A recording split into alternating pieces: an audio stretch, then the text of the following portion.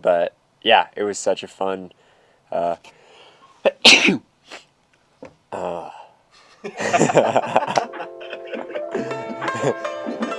yeah, dude, it was sick. So where are we right now? We're in Leadville, Colorado. I've been kind of on tour in the high altitude areas. I raced in Beaver, Utah for Tusher Crusher, which was the third stop of the Grand Prix. That one went really well. I was fifth there, had a faster time than last year, really stoked on it.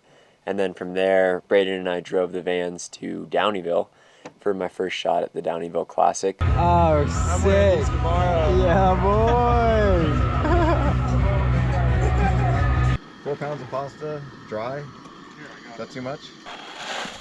You can two-hand it. Yeah, look at how professional. Yeah, 2 spoons is way better. See? I told you 2 is better than 1. Downeyville's just always been kind of on my bucket list just because I've heard so many great things about it. You have a cross-country race, which is like 2.5 hours, really long climb, and then an hour-long descent. Probably worth it not to nuke up this part. Yeah. You definitely want to warm up. And then the next day you have the downhill race, which is just an hour-long descent. So it's like super physical. It's really hard to see right now. Yeah, dude.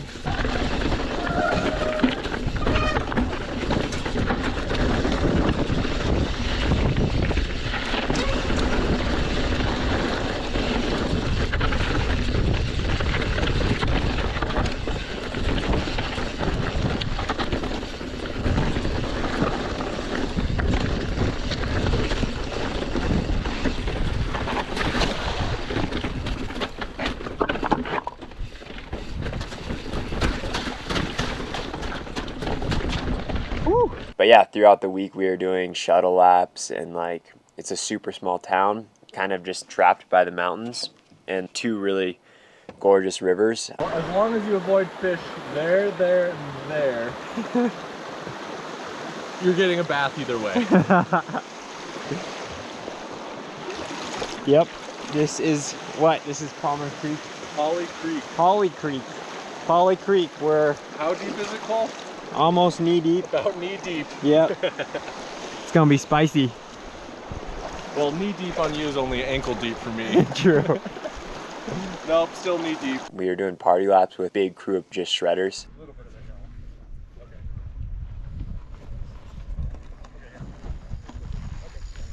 now. Okay. It's not even filming. Yeah, it is, dude. Yep, we're still out here. On to our next mission. Day 365. Rabbits and weasels is all we've eaten. So yeah, it was super fun to just be shredding with a really core group of mountain bikers. Started out with the cross country. I actually felt super good in it, and I was really happy with my ride. I just paced it really well because it was an hour-long climb at elevation. Then I've learned in the past that like I just have to ride within my limits, and if I do that, then I can have a really good time and usually be towards the front. So I was just a little ways off Keegan at the top of the climb, which I was pumped on, and then I entered the single track to the downhill in second and just kind of maintained that position. So we finished the XC today. We're in town, it's crazy, just had awards. I was second, Braden was third. Whole event's been super cool. Tomorrow, we got the downhill going today. Second day at Downeyville. We drive to the top and just race down. Yeah, don't have to bleed through my eyes on the way up. It's kind of nice. I'm not used to it. I'm a downhiller, man. Downhiller in spandex. I've never really experienced racing a downhill and like having to pace yourself. Usually when you're going downhill, you're just balls out. But since it's such a long race, it's like really important on certain sections to kind of like chill out a little bit, and then on the harder sections be really sharp. It descends from this massive peak, and there's a bunch of different sections of it. The top part's kind of like flowy.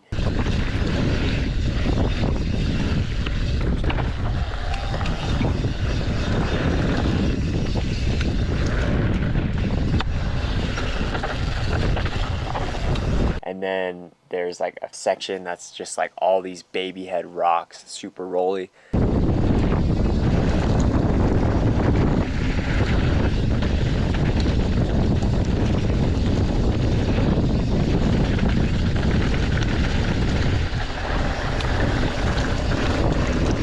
Just super loose, and what was unique about that downhill was like the speeds are so high. Like we're going over 40 miles an hour on single track a lot of the time. I ended up 5th, which then put me 3rd overall. We made it. That's a wrap.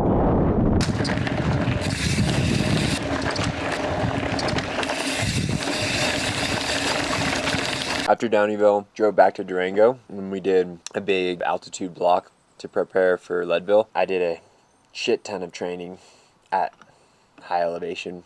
I'd like drive up to Silverton, start my rides, and then do all of my intervals above 10,000 feet for 3 weeks.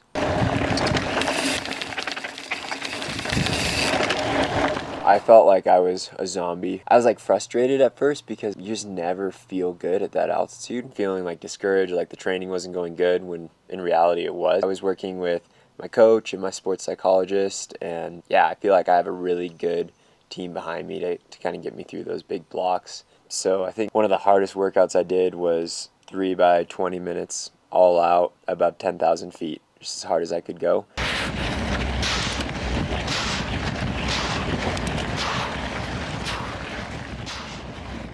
And then taking a really technical descent back down to try to recover while I'm going downhill, and then right back into it. And I think that was a really good way to prepare for Leadville. Yeah, so we got here to Leadville about a week in advance, just so I could pre-ride, kind of get adjusted and hang out. All right, now what are we doing, riding? Yeah, yeah. Leadville is like the pinnacle of mountain bike marathon racing. It's just so exciting to be here. Like there's so much energy, so much media going on. Hey guys, I'm Cole Patton. We're here at Leadville for the Leadville 100. I'm going to take you through my fueling strategy. And what's your sign? Sagittarius. Sagittarius. Great job. Well, thank you, and good luck out there. Yeah, thanks so much. Poser! All the companies in the industry come here to support the event.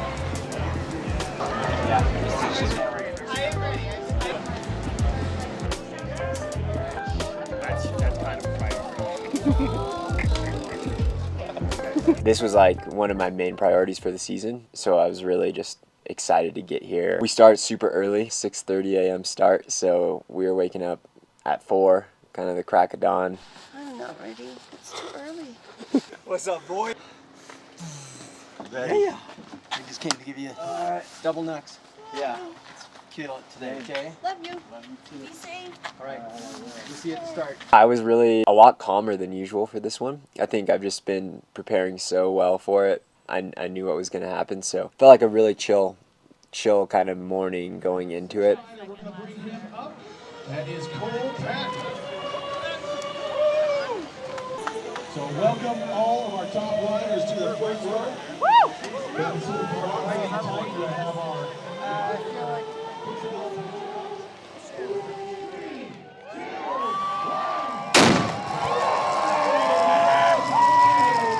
As soon as the gun went off, the race was so fast. Like, Keegan was obviously trying to go for the record, and his teammate Tobin just like set the pace so high from the gun, so there was no neutral at all. We were just like maxed out, probably over 30 miles an hour, all the way until we hit dirt. And it's just like a chaotic start. Like, you have so many people and so many people jockeying for position. I think it was one of the more aggressive starts of the year, for sure. Like, everyone wanted to be at the front and wanted to make that select lead group. I felt like I was conserving energy really well and like trying to be safe, but like maybe a little bit too far back and getting kind of chopped up in the chaos, but was able to bridge up to the leaders on the descent down power line. And then we established like a really strong group of probably 15 riders that went out to Columbine, which is the halfway point of the course. and the start of the major climb. And then that's where the field just really blows up. Keegan took off, just riding his pace, and no one could hang. And then everyone slowly kind of splintered, but we were a few minutes off Keegan. And then you always kind of want to look around and make sure you're with a good group because you have a long ways back home. And it was all headwind, and it's really helpful to have a strong group to work with and kind of share that workload. So we ended up getting a sweet group, and then a couple other riders, Braden and Zach, bridged up to us. So it was Howard, Alexi, John, me, Braden, Zach, all in that chase group for second.